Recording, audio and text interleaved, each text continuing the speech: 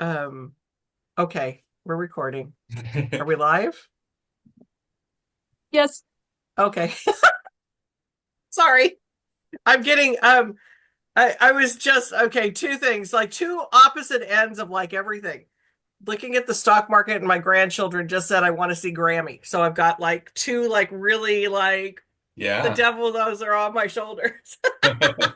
I'm going with what my grandkids want. Good one. Good one. I'm visiting mine next week.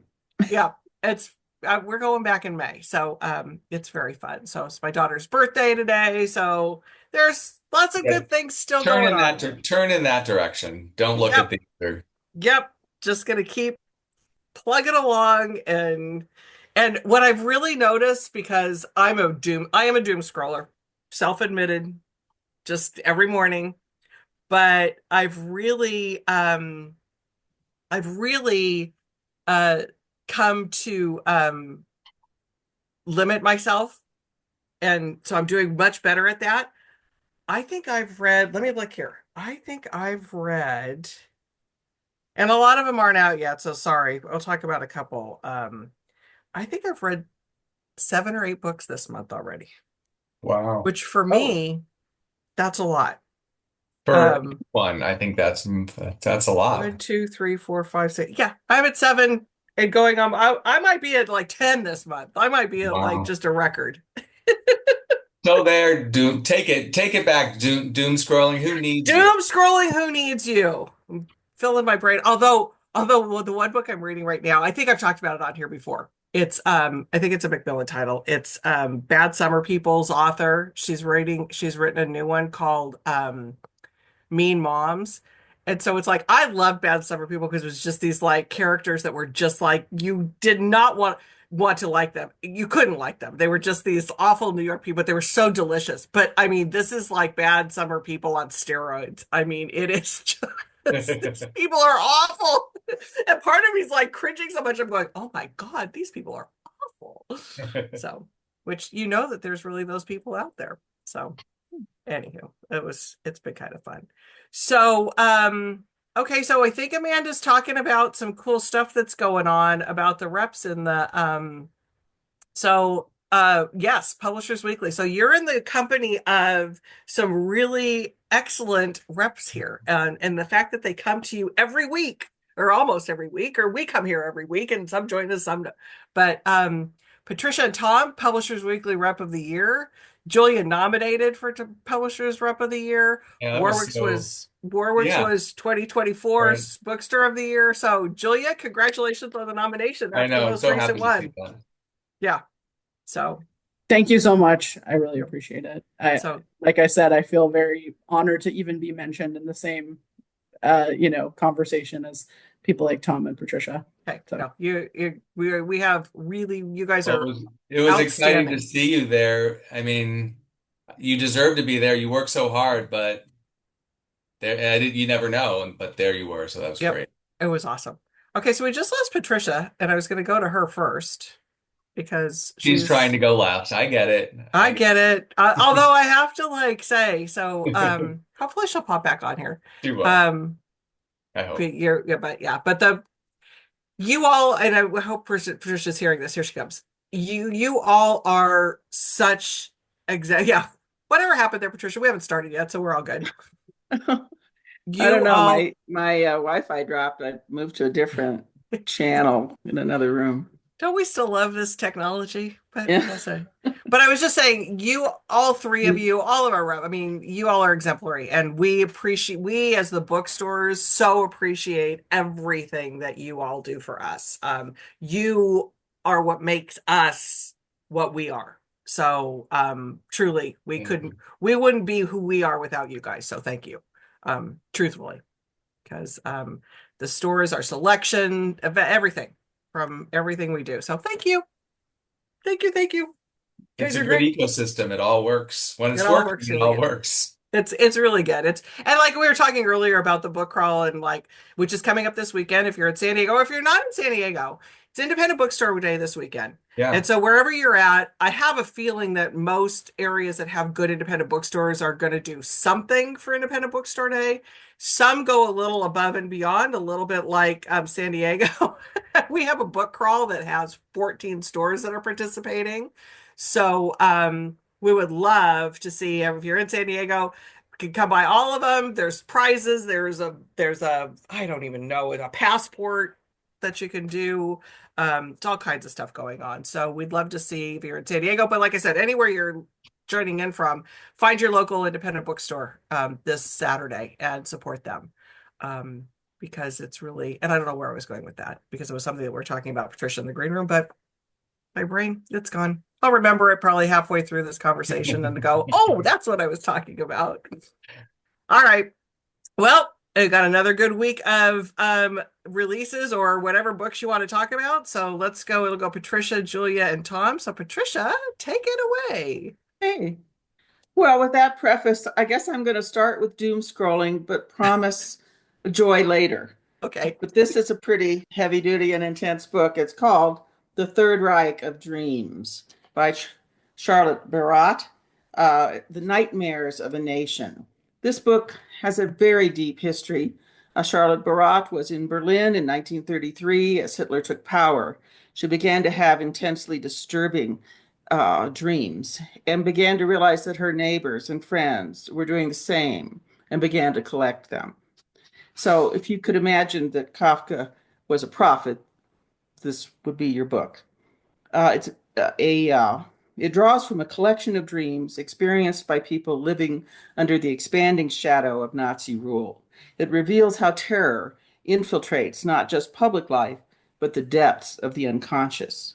So imagine dreaming that you cannot say or write a word, that the paper in the typewriter stays blank, that you open your mouth but you can't speak, that the apartment has no walls, that you're exposed, that there's a loudspeaker, that you're in an office or a classroom or an audience full of blonde, blue-eyed people, and you have dark hair. Dreaming that you're being denounced, maybe by a household object, a lamp or a clock. Or maybe that you should be giving a salute, that one-armed salute, and that you cannot raise your arm. And this dream was taken up by Zadie Smith. Before our book was published in December, she did a big article in the New York Review of Books, revisiting this book, which again, I'll give you its history, is not new, called The Dream of the One-Armed Man. So after she collected the dreams, she hid them in code. She managed to get out of Berlin. She managed to get to New York.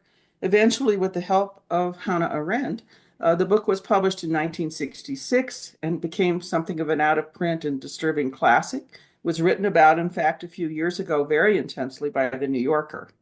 Now we have a very vivid translation by Damien Searles, who's very much at the top of translation, and a major introduction by an Iraqi-American poet, Dunya Mikhail. So it's pertinent. This is now sort of an understood phenomenon. In fact, there are gatherings of dreams in Ukraine, in Gaza, dreams of refugee children. It's a powerful and extraordinary book. I don't know what's going to happen as it be released, but it really is quite amazing. So here it is. Amazing. It seems like that's one of those books that everyone needs to read. Absolutely stunning idea. I don't know this book, but wow. Well, it has just come out. It has also some of the qualities of early Freud, early Jung, her sensibility, and then this lived experience, and truly profound. Yeah. Not that it's because I think it's completely different, but it made me think of Every Man Dies Alone, the Hans Fallada book. Exactly. That's what it reminds me of, and that's a book that even though it's a novel, that it's based in lots of truth. Yeah. And when you read about Hans Fallada too. Comparison. Yeah. And so if you read, it sounds like it could be a companion kind of a read between these two books. Thanks, Patricia. I just got chills because that's an amazing book too. All right, Julia, Okay. Apologies in advance if I have some barking behind me. I'm dog sitting, and But this dog would don't love to kill the squirrel outside.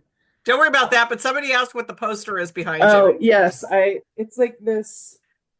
Um, I don't really know what it is. It's a pasta poster, to be quite It's honest. awesome.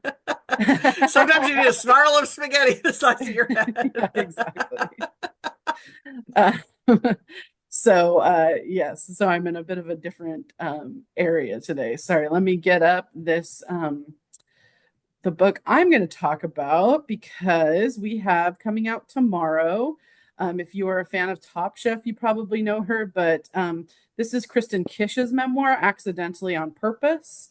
I know her from, she has a few different cooking shows, one called, I think it's called Restaurants at the End of the World, that's on Hulu that I absolutely loved. But Kristen Kish, is a Korean adoptee. So she was born in Korea and adopted into a white family here in the United States, which was something that happened a lot sort of in the 70s, 80s, or after the Korean War was over.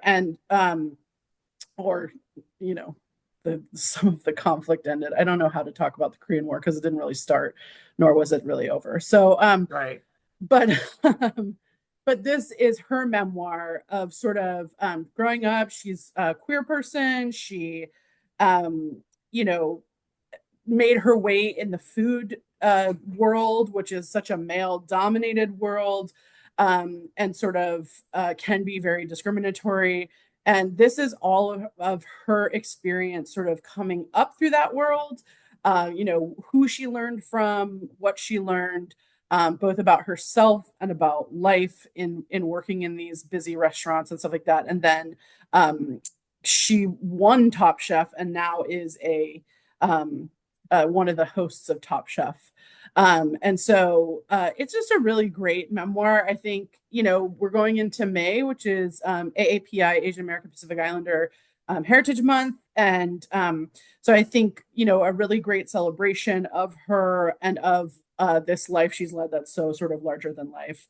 But also, she's a really down to earth person. She's a really interesting person and has a lot of great stories. So Kristen Kish is Accidentally on Purpose. It's a really wonderful book, and I highly, if you're a big Top Chef fan, definitely read it. But even if you're not, it's got a lot of great information in it, and it's sort of a great story. And she's such a great attitude about life in general. So Love it. There's some love from Diane for Kristen in the chat, but also I think that the when you get to that Top Chef kind of world, it's fascinating.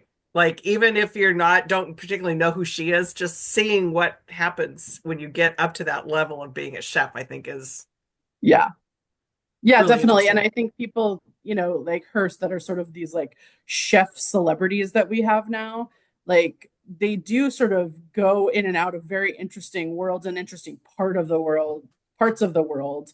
And sort of, I think it helps sort of, cloud their judgment in a good way, if you Yeah, will, sort of reshape or reframe their judgment. So yeah, it's really yeah. cool. So there's always something to glean out of them, even if you're not intimately familiar with who she is. So I think it's fun. Okay, Tom. All right. So tomorrow is the one of the biggest days of the year for what I sell because tomorrow Emily Henry's Oh, Great Big Beautiful Life is on sale. I thought Barbara had another book. I know. Oh, whoa, my God, that would be amazing. A little book from Barbara, like a little, can you imagine like a little counter book from Barbara? Now that would be a day. But no, Sorry. Nothing to take away from Emily Henry. I know. This is really big. I mean, I've been in this business a long time, and we authors like this that keep growing book by book in the way that she is and has, they don't come along very often. And she's now at a point where there are gonna be parties all over the country tonight around midnight to for fans to come and buy the book as soon as they can. There'll be breakfasts tomorrow in stores around the country. There will be brunches. So it's like it is amazing to me. This all started. I first talked about her first book on Tea Time, I think in 2020, just one of the very early Tea Times, I think, was the first Emily Henry. I think so. Yeah. So and what I just have this sense that this is going she's growing with each book naturally. But this book has a little bit more than to it than I think her other books have. So I think she's going to grow a lot with this book. A lot of new readers will come to her. So it's the story of there's a man and a woman, of course, as there always is in an Emily Henry book. There's Alice Scott, who is like really like an optimist. She's a writer, but hasn't found her, the thing that really means the most to her as a writer yet. She's waiting to tell her mom what she's working on until it really appears. But if this break happens for her, it would be a big break.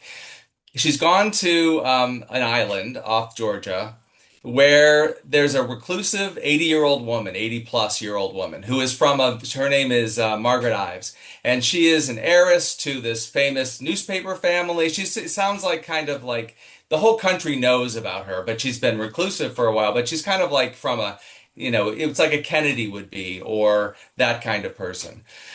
And so but there two writers are invited to possibly write her story because the world doesn't know her story. And so it's Alice, and then she finds out Hayden Anderson, who is a Pulitzer Prize winning journalist, who is as negative as Alice is optimistic. He's a gruff, he doesn't warm to people quickly, and he's certainly not excited about vying. So the heiress says, "Okay, you two, well, you're both going to work with me for a month, and then I'm going to decide which of you I choose to tell my story." So of course there's the meet cute, there's the opposites, but there's also the story of Margaret Ives. So she is telling the stories of all these different people, like Alice at the kind of the beginning of her life, and Margaret at the end of her life. So it's got there's more gravity to this book than I think has been present in her previous books. There's grief, there's mothers and daughters, and there's still the fascination with like this heiress who has been reclusive. But all the trademark stuff that you expect from an Emily Henry, sparkling writing. So she was on Good Morning America this morning. Reese announced early like usually that happens tomorrow on the on sale day. So I can usually I can't say on tea time because tea time is Monday. But for some reason, Reese announced it early. And the reviews give you a sense of like, there's something different here. So PW says, Publishers Weekly says, there's plenty of Henry's trademark wit and even a hint of mystery as the sparring hearts probe the veracity of Margaret's tales. This is a stunner. And Kirkus says, both a steamy romance and a moving look at the sacrifices people make for love. So I think this book is for just about anybody who is looking for a great read. You don't have to be, I think Emily Henry is an entry point. You don't have to be a traditional rom-com reader to read an Emily Henry, although I think it usually leads to reading more books like this. But really big, exciting day. Emily Henry's Great Big Beautiful Life. I love it. And it's a big deal when not only Reese announced early, as in today, before the book's out tomorrow, which is one huge thing, but like 2 weeks before the May pick. So it's like Yes, this right. is her May pick. So Yeah, that's true. you know that like Emily and Reese, there may be some shifting in who is Yeah, right. Power shift. who is Right. the shifting here that's And I happening. also noticed that, like, I think media that hasn't really written about her is coming to this book. Like, she was on All Things Considered over the weekend, really great interview. The New York Times did a whole, rundown on all of Emily Henry's books, in case you weren't familiar. And People Magazine did a full page spread. So there's a lot happening here, and it seems like sometimes it's just the right book to take an author to that even higher level, and I think that's what's happening here. Yeah. Dee's saying something, and I don't know. Does she not tour? Does Emily Uh, Henry not tour? she doesn't tour. Yeah, so she's getting all of this with. Don't tell this to other authors because we need them to I tour know. because that's my I job. know. Because that's my job. But I know, it's true. It's all happening. without I mean, touring. it's a beautiful thing because it's just reader to reader. But yes, you're right. Yeah. It would be. author to decide, No, "Oh, I don't but into it." but amazing, but phenomenon Yeah. is that. So Well, and the fans have taken over with these midnight parties, so yeah, that's kind of like an authorless event. It is an right, authorless event where right. people are excited to go. Yeah, super exciting. Thanks, Tom. All right, Patricia, what do you have next for us? Well, thought we needed to recover from the last one. Thank you. And I have an Ooh, incredibly beautiful book. It's called Little Beasts. And this is a book of Flemish miniature painting from the 16th and 17th century that was informed by more and more exploration of the natural world. It was so accurate and beautiful that all of these wee creatures can be identified today. The title comes from the Flemish for delicate beasties, Beestjes. Well, so I've been selling this book with great joy. The show will open at the National Gallery in Washington, May 18th. But what I did not know until I got the book was what it was. So here's a beautiful book with mm, gilded pages all the way around, unbelievable end papers, front and back, wow. totally exquisite and wonderful images to die for wherever you look through the book. I'll show you a few.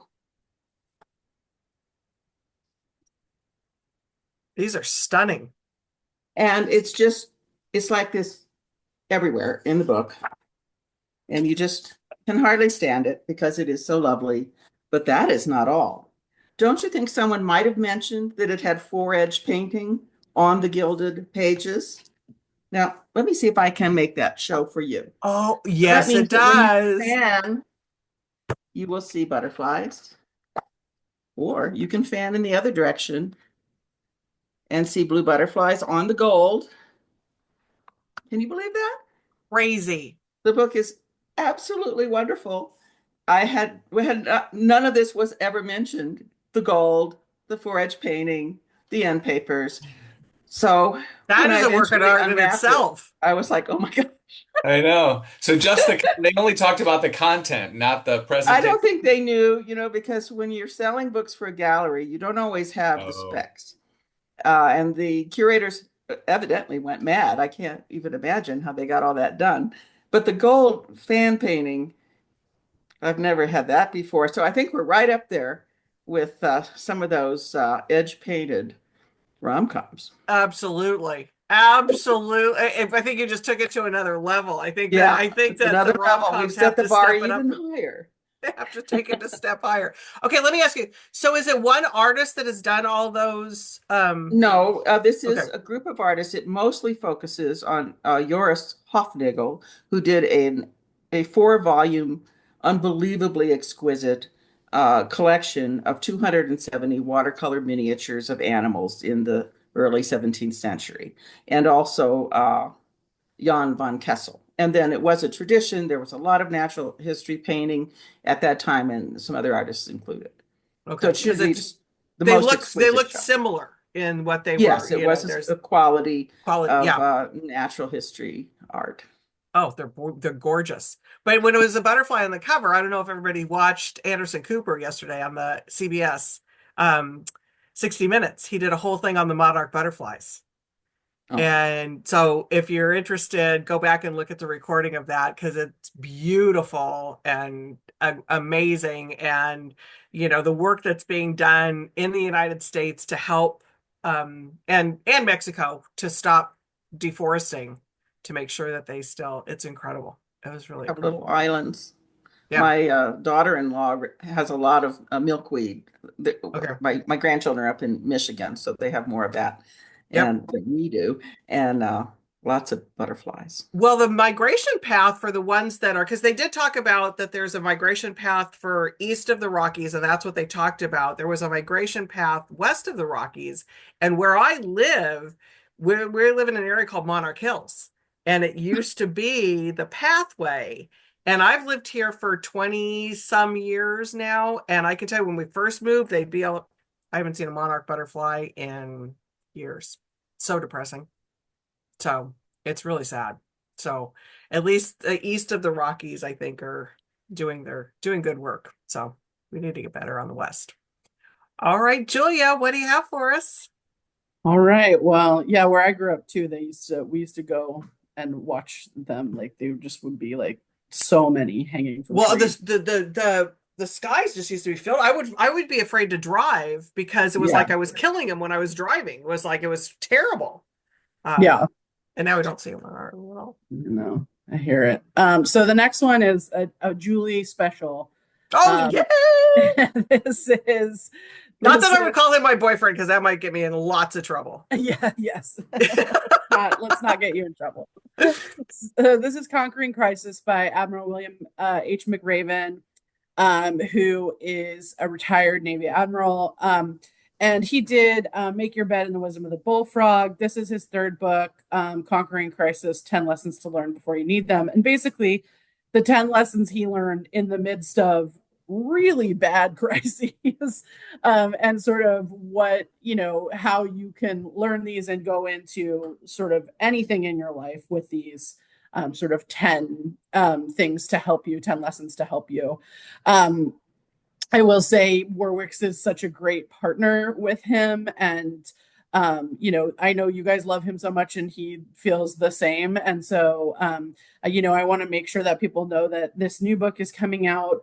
If you've bought a previous book of his at Warwick's, I highly recommend you pick up this one. It's going to be, it's written in the same sort of language that he uses and the same sort of very digestible writing. And it's also, I think, a great gift. We've got, it's a little ways away, but we've got Father's Day coming up. We've got some other graduation Yeah. coming up.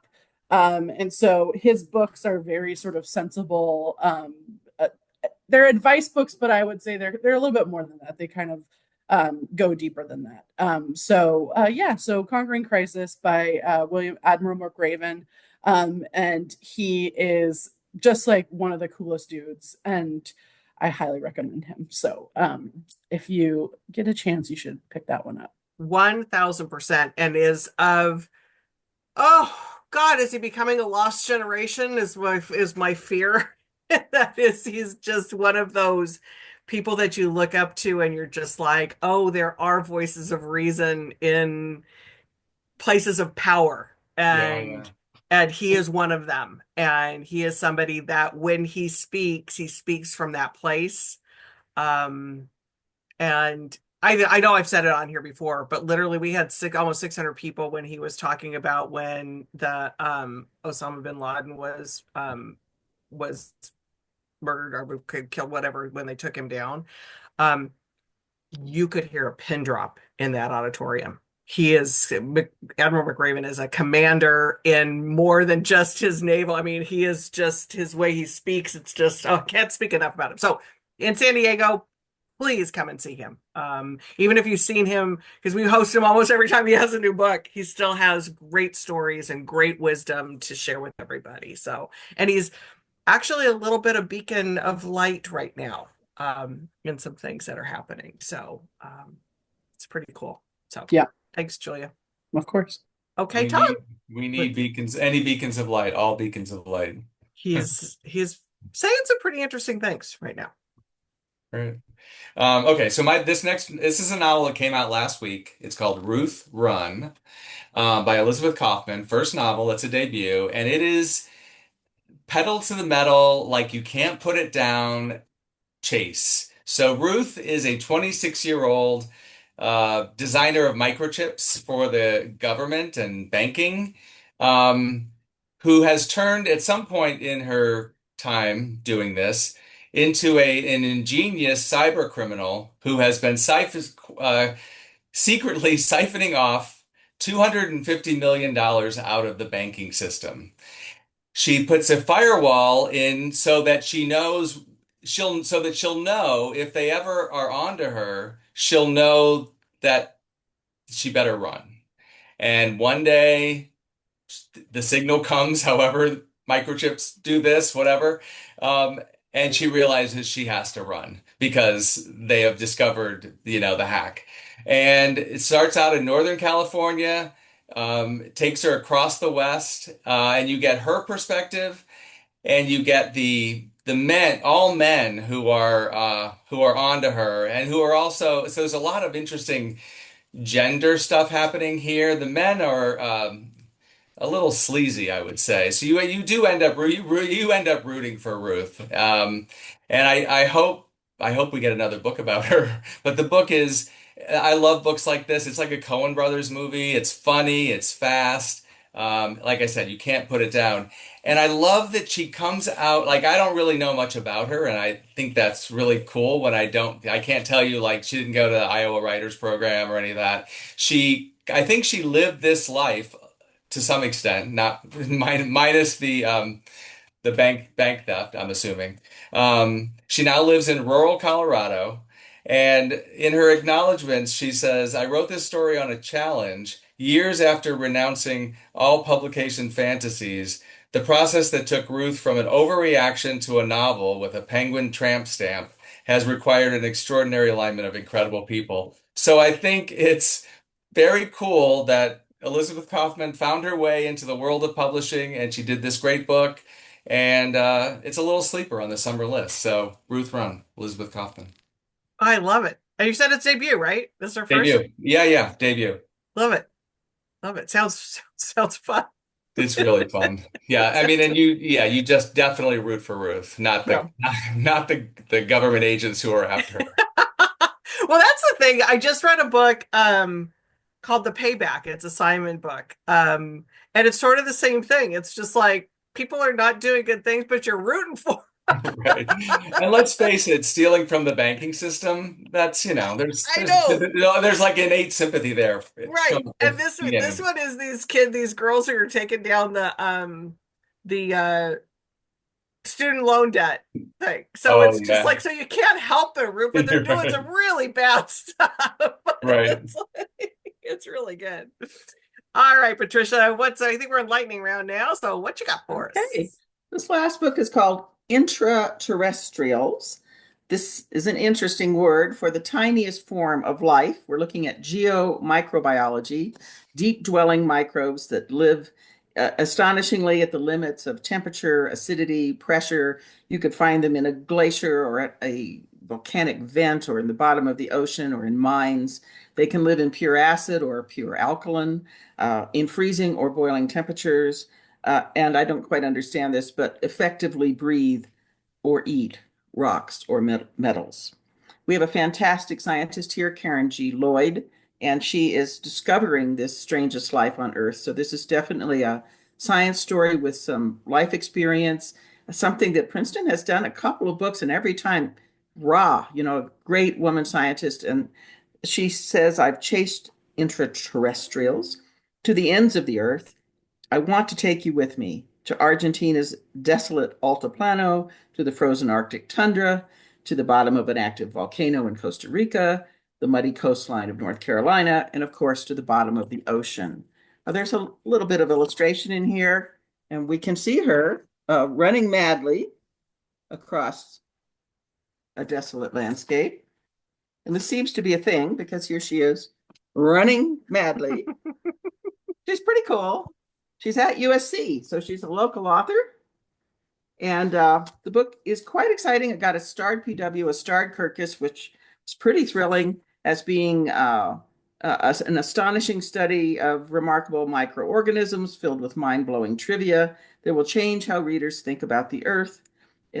She's praised for being profound, precise, raucously alive, and resonant with meaning. Lots of perfect metaphors, very witty, and it's an exciting science book about some life forms that I did not know about. Super interesting. And I mean, we're also fascinated with or, obsessed with, there's some percentage of the population that's so obsessed with going to outer space. We don't even know what's on our planet. Exactly. Yeah. We don't even know of what the planet we're living on. It's like, let's figure out what's happening here before we decide that we need to go and populate some other planet. Really, just trash this one and move on. We don't really have that option. No. So, I mean, a rock-eating micro. Come on. It's crazy. Gotta love it. You got some From great whence books. we all come, apparently. So, Yeah.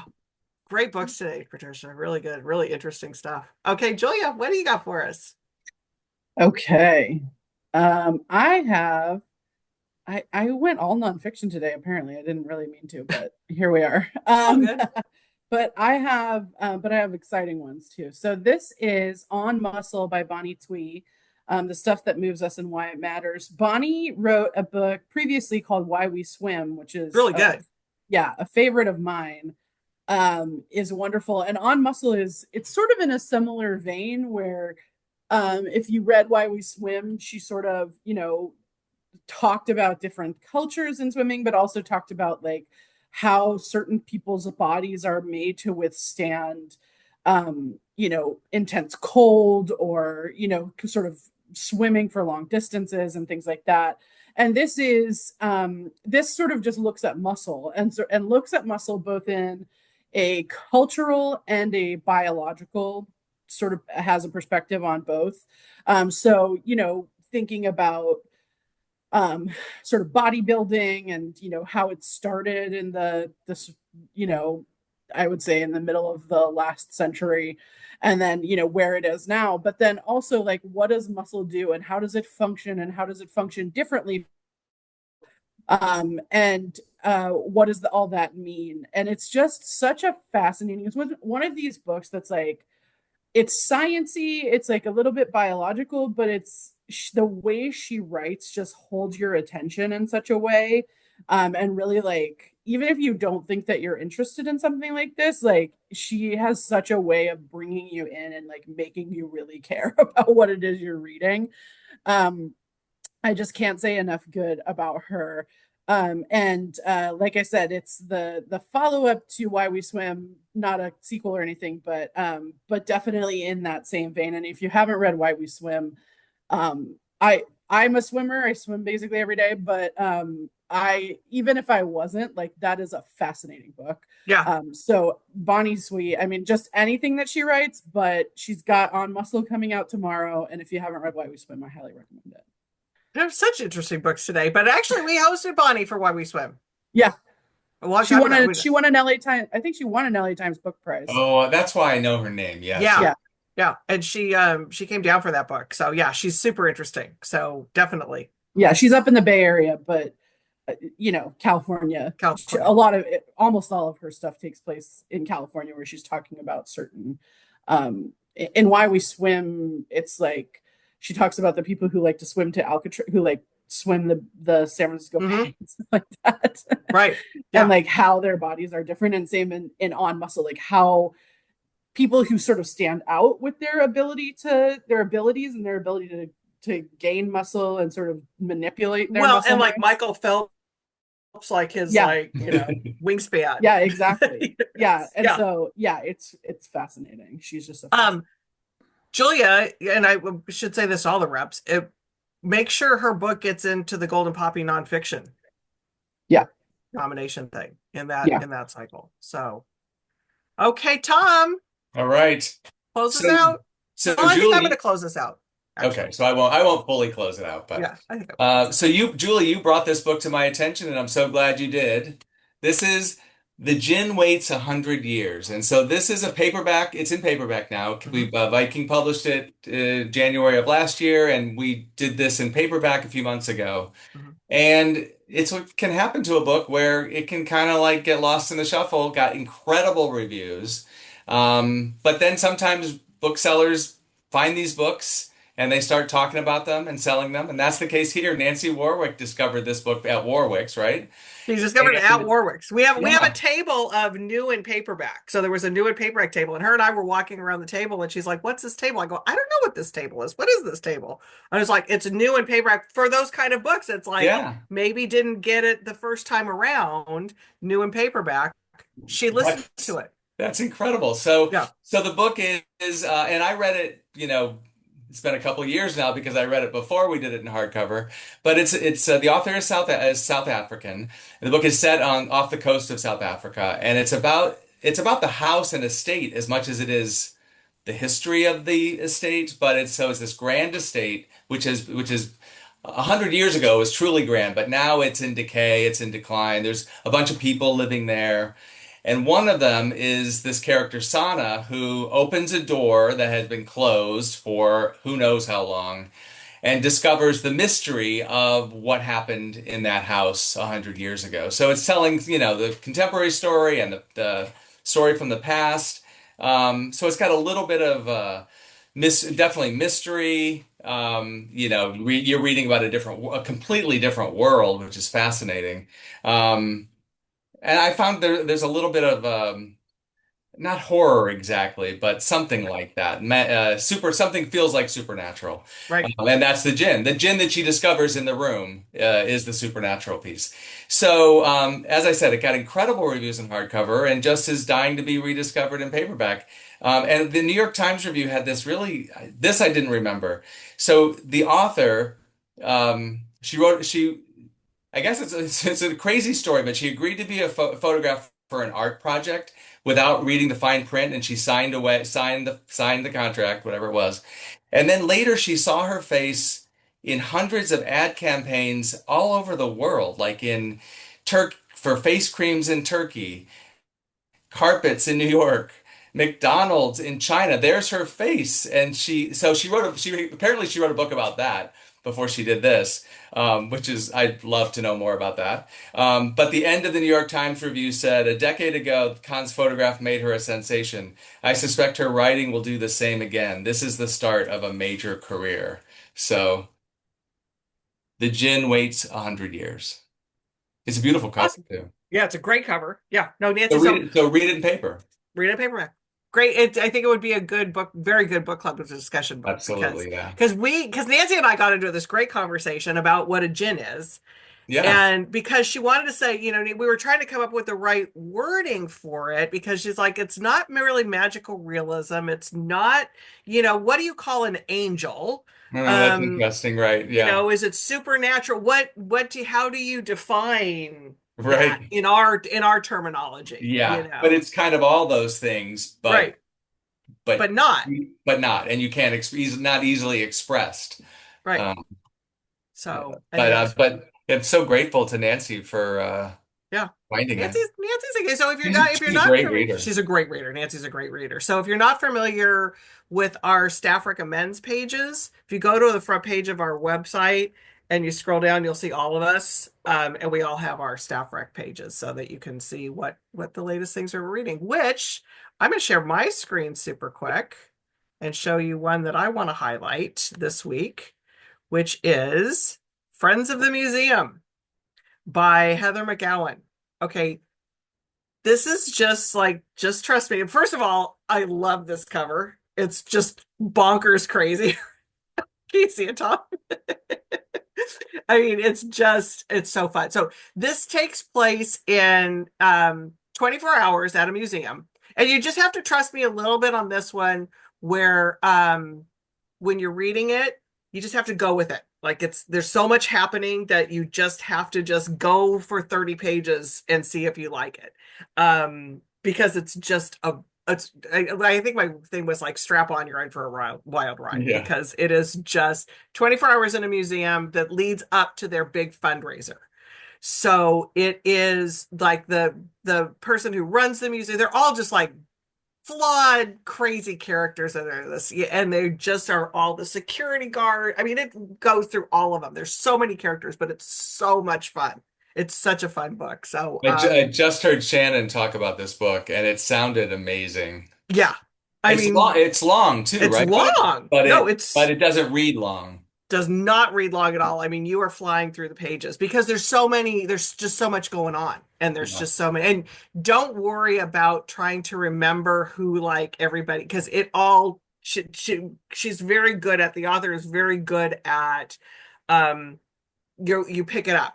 You know what I mean? You're not having to look back and go, who was that character? Who was that related to? She's just very good at making it all come together. So if you're in the mood for a really fun book, we're going to end with, we started with the dreams, and we're going to end with a really fun, very fun book. So that is it for this week. So again, if you're in San Diego, Admiral McRaven next Friday, book crawl this weekend. Saturday, remember, wherever you're at, support your local bookstore.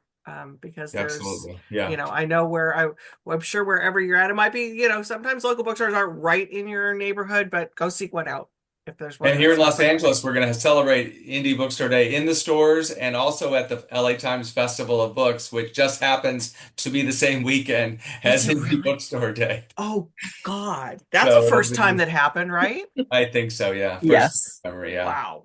Wow. Oh my.